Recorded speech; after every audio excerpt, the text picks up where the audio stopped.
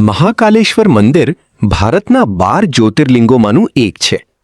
આ એકમાત્ર એવું જ્યોતિર્લિંગ છે જે દક્ષિણાભિમુખ દક્ષિણ તરફ મુખ ધરાવતું છે, જેને તંત્ર પરંપરામાં અત્યંત મહત્વનું માનવામાં આવે છે.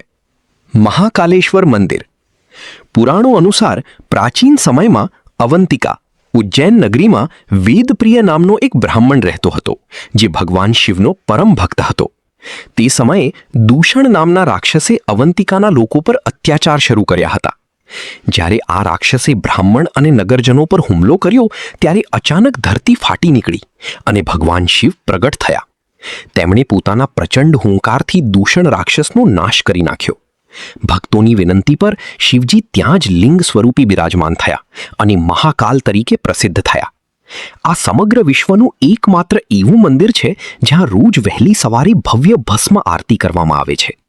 માન્યતા છે કે પહેલા આ આરતી સ્મશાનની તાજી રાખથી થતી હતી, જ્યારે હવે કપિલા ગાયના છાણના ભસ્મનો ઉપયોગ કરવામાં આવે છે. ઉજ્જૈનને પૃથ્વીની નાભી તરીકે પણ માનવામાં આવે છે. ખગોળશાસ્ત્રની દ્રષ્ટિએ પણ આ સ્થળ અત્યંત મહત્વપૂર્ણ છે, કારણ કે કર્કવૃત ટ્રોપિક ઓફ કેન્સર અહીંથી પસાર થાય છે.